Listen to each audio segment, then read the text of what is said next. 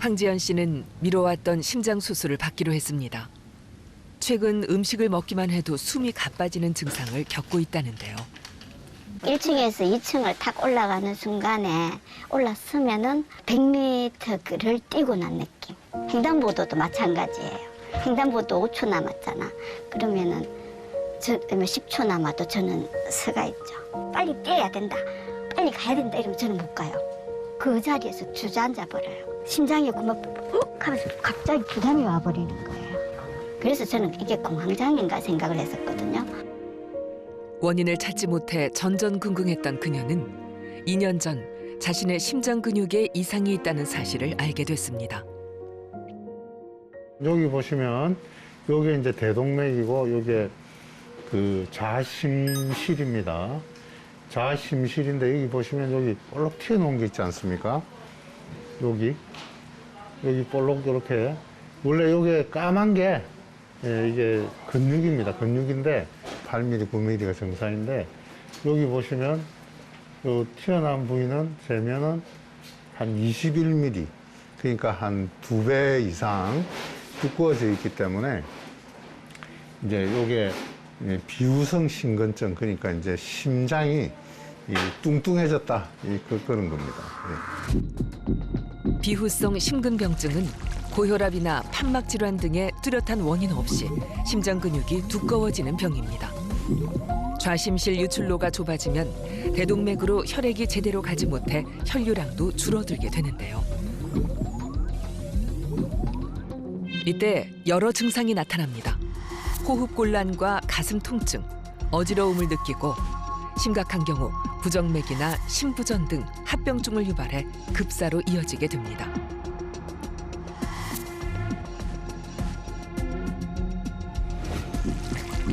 또 확장성 심근병증은 심실이 비정상적으로 커져 수축과 이완에 문제가 생기면서 심장 기능이 떨어지고 심부전이 발생할 수 있습니다.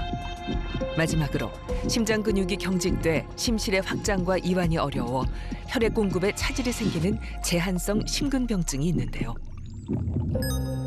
이렇게 심장 근육의 변형이 일어나면 혈액순환에 장애가 발생해 여러 합병증이 생기게 됩니다. 특히 비후성 심근병증은 대동맥으로 피가 잘 빠져나가지 못해 조금만 움직여도 호흡곤란이 발생하거나 극심한 흉통을 느낍니다. 전신에 피가 돌지 못해 실신까지 하지만 움직임이 적을 땐 증상이 없어 진단에 어려움이 있습니다. 계속 그런 게 아니에요. 이렇게 제가 컨디션이 좋을 때는 또 괜찮아요. 그 증세가 갑자기 집에서 설거지 하다가도 나 들어간다 그럼 들어가야 돼. 가면 12시간씩 잔대요. 빨리 달린다든가 아니면 빨리 건다든가 또 산을 좀 타면은 숨이 차고 힘들었습니다. 그 좌심실 유출로를 통해서 대동맥으로 저희가 이제 피를 보내서 피 속에 이제 산소가 있지 않습니까? 우리 몸에 이제 공급을 해야 되는데 이제 운동을 하면 근육으로 이제 피가 가야 되거든요. 근데 근육으로도 피가 가니까 뇌로 가는 피가 이제 아무래도 줄어들게 되니까 어지럽거나 뭐 심지어는 실신한다든지 그런 일이 발생하게 됩니다. 좌심실이 수축하면서 대동맥으로 혈액을 펌프질하면 전신으로 혈액과 산소가 공급되는데요. 만약 좌심실 벽면의 근육이 두꺼워지면 좌심실의 유출로가 좁아져 혈액과 산소가 뇌까지 이르지 못해 실신을 유발하게 됩니다.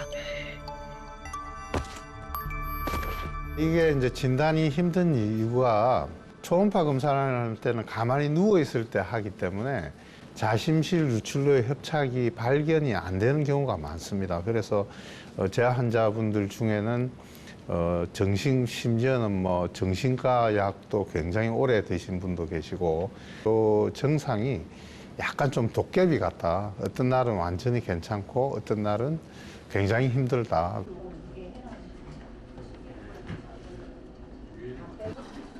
비후성 심근병증을 치료하기 위해 심근절제술을 받기로 한 황지연 씨. 이 수술은 경험 많은 의료진이 집도해야 한다는 항목이 표준 치료 가이드라인에 기재될 정도로 심장 수술 중에서도 최고 난이도의 수술로 꼽힙니다. 김욱성 교수는 수년간의 경험을 쌓은 자타가 공인하는 심근절제술의 권위자이기도 합니다. 과도하게 두꺼워진 좌심실의 벽면을 적당한 크기로 잘라 좁아진 좌심실 유출로를 넓혀주는 수술입니다.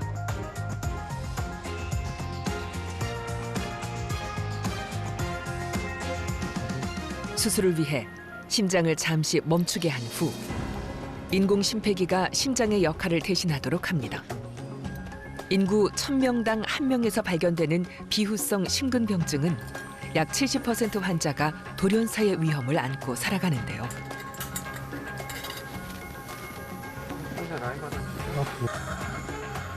두꺼워진 심장 근육을 잘라주기만 해도 급사의 위험에서 벗어나 생존율을 높일 수 있습니다.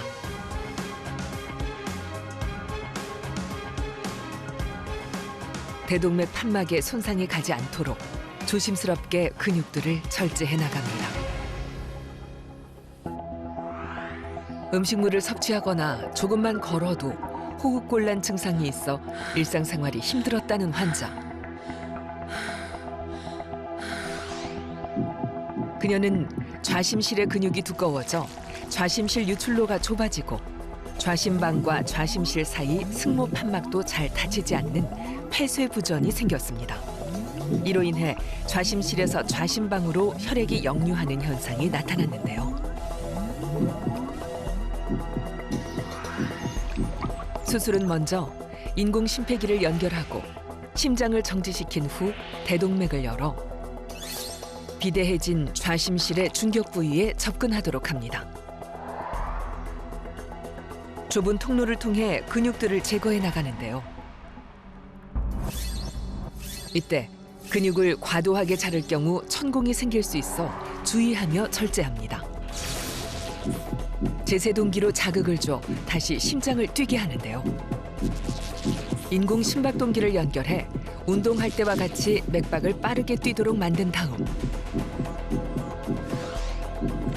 경식도 초음파를 삽입해 좌심실 유출로의 압력이 감소된 것을 확인하면 수술은 마무리됩니다. 심근 절제 수술은 지나치게 자르면 심실 벽면이 뚫리고 너무 덜 잘라내면 효과가 없기 때문에 집도의의 경험이 매우 중요한 수술입니다. 대동맥을 봉합하고 유출로의 압력을 잴 차례. 페이싱. 인공 심박동기에 전류를 흘려보내자 심장이 빠르게 뛰기 시작합니다. 초음파를 통해 좌심실과 대동맥의 압력 차이를 살펴보는데요. 이거로 하죠. 남은 건 얼마 남았는데요? 1요? 1 남았으면 더 칠 데는 없네요, 그러니까. 더 째면 뭐 빵꾸 나죠, 그죠? 자를 데가 없죠, 그죠?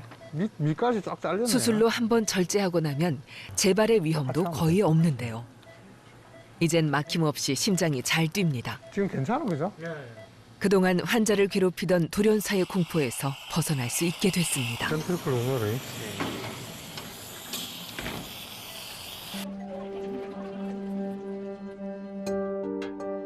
환자들이 어려운 수술이지만 선택한 이유는 무엇보다 돌연사의 위협 때문인데요.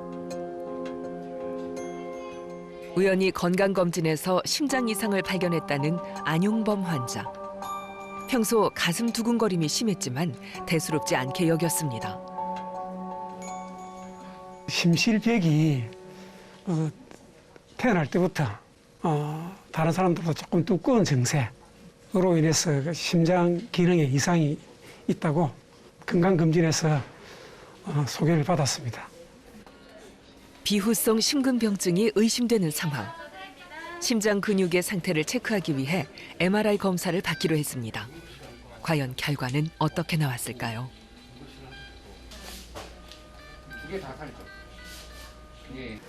성능은 120%인데 효율은 80%짜리. 이런 모터를 가지고 있다, 나는. 이렇게 이해하시면 되고, 여기는 한 1.5cm가 넘어요. 이 정도. 두꺼워져 있는 거죠. 환자는 심장 수축 기능에는 이상이 없지만 최대 심실 중벽의 두께가 기준인 1.5cm보다 두껍고 정상 심장과 비교해 보면 심장 근육이 비대해진 모습이 보입니다.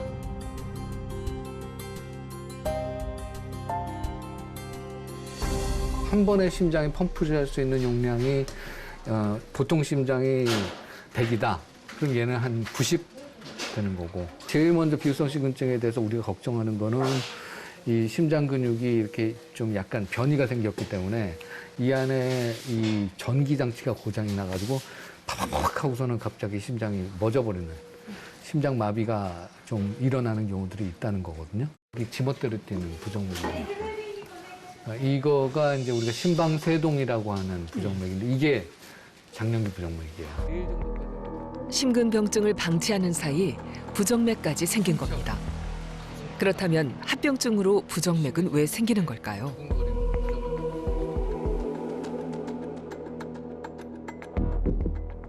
부정맥이란 심장이 느리거나 빠르게 불규칙적으로 뛰는 현상을 말하는데요. 심근병증은 이러한 부정맥을 유발시킵니다. 심장 근육이 두꺼워지면 비정상적인 전기 신호가 보내지고 심실이 잘 수축되지 않아 정상보다 많은 운동량이 필요하게 돼 심방과 심실에 부정맥이 생깁니다. 특히 위험한 것이 심실세동입니다. 전신에 혈액을 펌핑하는 심실과 심장 근육이 경련하듯 떨리고 수축과 팽창이 정상적이지 않아 심장마비를 유발하게 됩니다. 이를 막기 위해 이식형 심장 제세동기를 삽입하는데요. 이식된 제세동기는 심장의 이상 운동을 감지해 심장마비가 오면 전기 충격으로 다시 맥박을 정상으로 되돌려 급사를 예방합니다.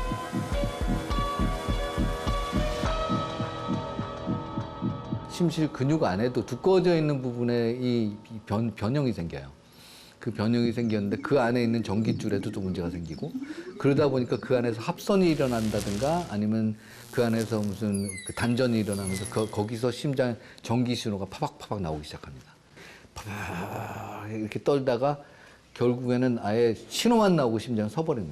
심실세동은 심장마비의 가장 중요한 원인, 또 요인 또는 뭐 근본 원인으로 생각을 하고 있어요. 제세동기라는 걸 삽입을 해서 심장의 그 전기 상태를 갖다 모니터를 하다가 얘가 심실세동 또는 심실세동에 준하는 맥박이 발생을 했을 때 빨리 그걸 캐치해서 자동으로 심장을 갖다가 전기를 탕 때려주면 마치 컴퓨터 껐다 켜듯이 리셋을 하는 겁니다.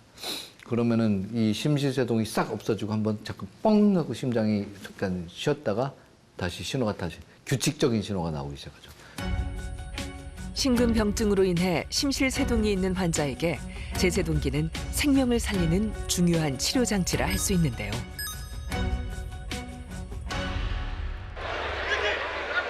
실제로 축구 경기 중 갑자기 쓰러진 선수. 심실세동으로 인한 심장마비가 발생했는데요. 그의 가슴에 삽입한 제세동기가 작동하고 잠시 후 선수는 다시 일어섰습니다. 부정맥은 이렇게 심장마비가 일어나는 심실세동뿐 아니라 심방세동 역시 위험합니다. 심방세동은 심장 안에 심방에 피떡이 생기는 제일 큰 위험 요소 중에 하나고 그래서 비후성 심근증이 있고 심방세동이 있으면 여기 안에 피떡이 생겨서 그게 날아가서 뇌졸중이 될 가능성이 높기 때문에 현재도 비후성 심근증 있는 분들 중에 심방세동이 있다 그러면 혈전 방지제를 무조건 써야 돼요. 돌연사와 뇌졸중을 부르는 비후성 심근병증. 심혈관 질환과 증상이 비슷해 구분이 어려운 이 병의 원인은 무엇 때문일까요?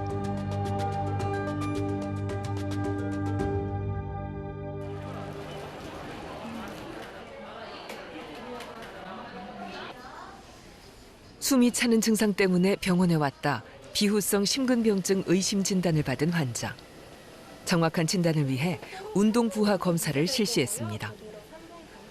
운동 시에 주로 이상 신호가 나타나는 비후성 심근병증의 특징 때문에 운동 부하 검사를 시행하는데요. 심혈관 질환과 구분하는 중요한 검사 중 하나입니다. 그만할게요. 그래서 걸으세요. 걸어요. 이제 엉덩이부터 얼른 앉으세요. 앉고 옆으로 누우세요. 옆으로 절으세요. 운동 후 서둘러 눕는 환자.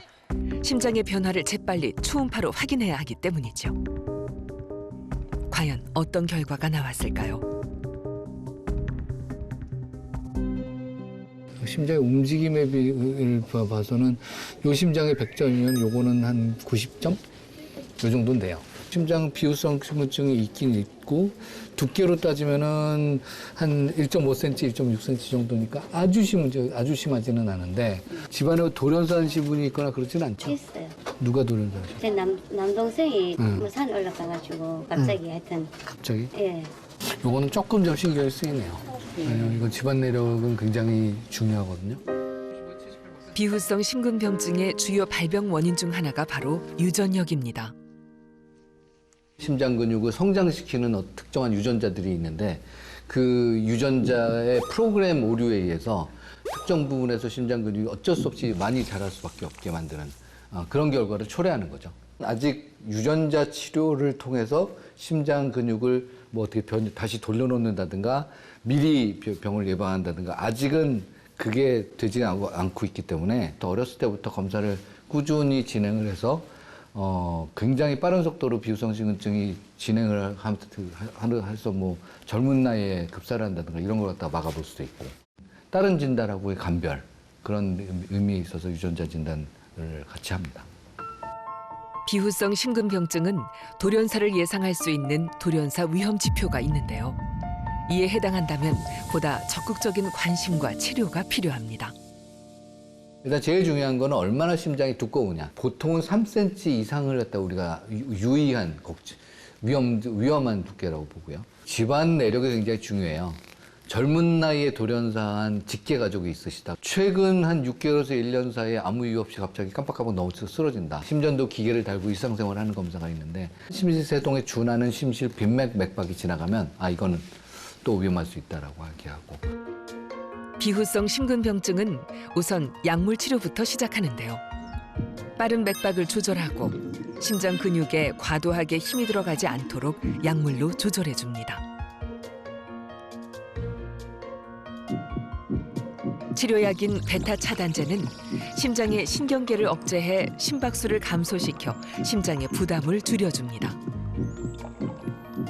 칼슘 통로 차단제는 칼슘 유입을 차단해 심장의 수축력을 감소시키고 혈관벽의 평활근을 넓힘으로써 심장의 부담을 줄입니다. 하지만 치료 효과는 미미한데요. 최근 심장 근육세포의 수축을 유발하는 액틴과 마이오신 단백질의 결합을 억제하는 약물이 개발됐습니다. 그러나 고가의 치료비가 든다는 단점이 있습니다. 아직 그 약의 이제 장기적인 그 효과에 대해서는 조금 좀 그 미지의 영역이긴 하지만 수술 못하는 분들 대상으로 해서 써볼 만한 약으로 지금 나와 있어 기대를 받고는 있긴 합니다. 어떤 병이든 조기에 관리하고 치료하는 것이 중요한데요. 비후성 심근병증의 합병증과 돌연사의 위험으로부터 건강을 지키기 위해선 일상에서의 생활 습관 개선도 필요합니다. 남들보다 심장 용량이 줄어들어 있는데 그 용량을 더 줄일 수 있는 그런 자극적인 것들은 피해야 됩니다. 너무 격렬한 운동을 통해서 땀을 뻘뻘 흘리는 거. 그러면 이제 심장의 용량도 더 줄어들어요. 폭음을 통해서 술을 너무 많이 마시면 그 자체가 이뇨작용에다가 심장 맥박도 빨리 뛰기 때문에 용량은 더 줄어들거든요. 고온 사우나 같은 데 들어가서 막 버티면서 땀을 빼면은 그 자체가 탈수가 일어나고 탈수는 모든 비후성 신근증의 적입니다.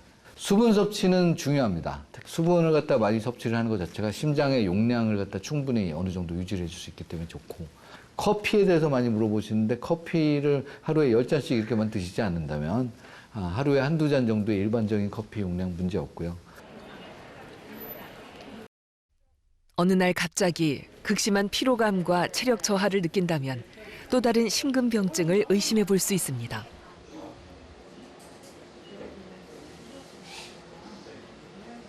송부연 씨는 잦은 기침에 피로감이 심해 면역력 저하 문제로만 생각했다는데요.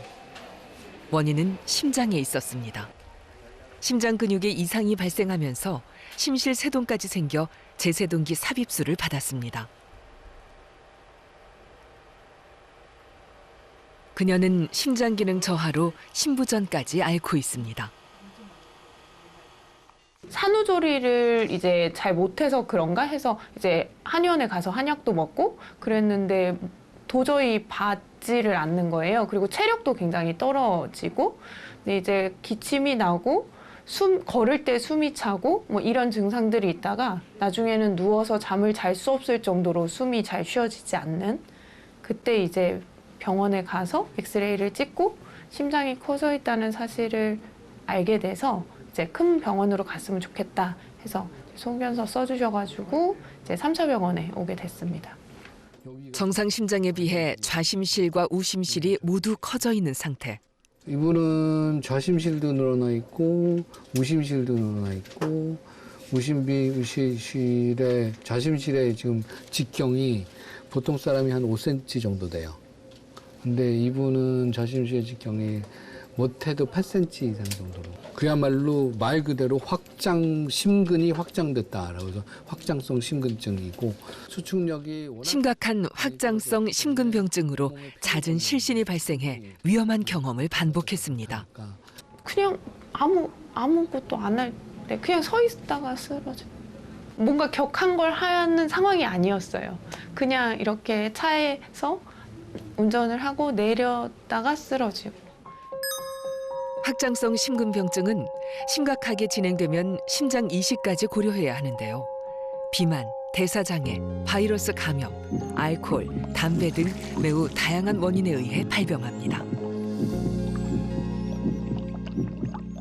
심장이 과도하게 늘어나고 그 늘어난 심장의 근육에 힘이 빠지고 그래서 그것 때문에 심장의 온몸에 피를 잘 보내주지 못해서 심부전이 일어나는 그런 질환을 우리가 확장성 심근병증, 즉 심장이 정말 늘어나서 힘이 빠진 병이라고 얘기를 합니다. 확장성 심근병증의 그 제일 흔한 일반적인 증상이 심부전 증상이고요. 숨차요. 활동하면 숨차고 누우면 숨차고 자다가 갑자기 발작성 야간 호흡곤란이라고 해서 자다가 갑자기 숨차서 깨기도 하고 다리가 붓기도 하고 간에 피가 차서 간이 붓기도 하고 폐부종이라고 해서 폐에도 허파에도 피가 차서 숨을 갖다 못 쉬게 되는 경우가 있는데 그럴 때는 가만히 앉아 있어도 그냥 숨이 차는 일이 발생을 하죠. 비후성 심근병증은 피를 내보내는 유출로가 좁아져 혈액량이 부족해지고, 확장성 심근병증은 좌심실이 확장되고 수축력이 떨어져 몸에 보내는 혈액량이 부족해집니다. 이 때문에 피로와 부기, 호흡곤란, 또 폐에 물이 차는 폐부종이 생길 수 있습니다. 이를 심부전이라 하는데요. 심부전이 악화되면 급사의 위험이 높아집니다.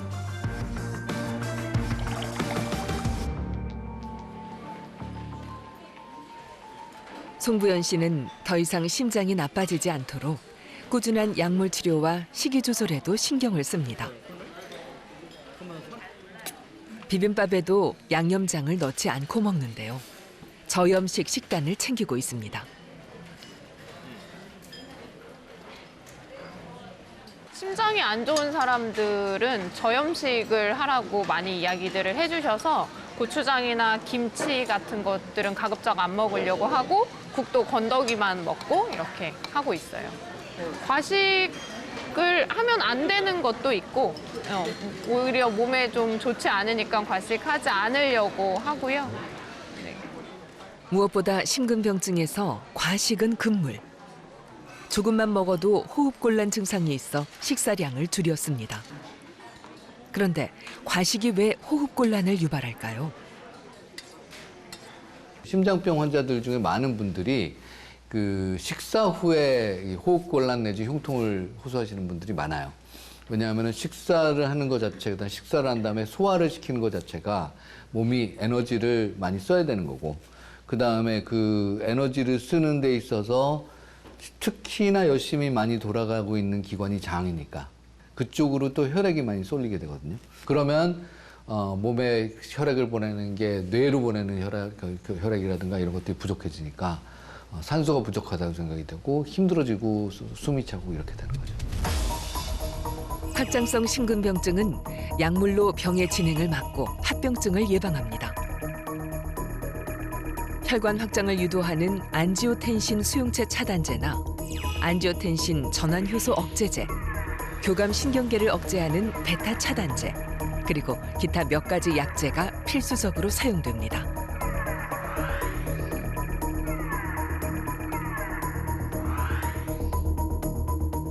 몸이 붓고 숨이 차는 증상을 완화하기 위해 이뇨제를 사용하거나 심장 박동을 강화해 전신 혈류 공급을 늘리는 강심제를 사용하기도 하는데요. 한 번 망가지면 회복이 어려워 조기 발견과 적극적인 약물 치료가 필요합니다.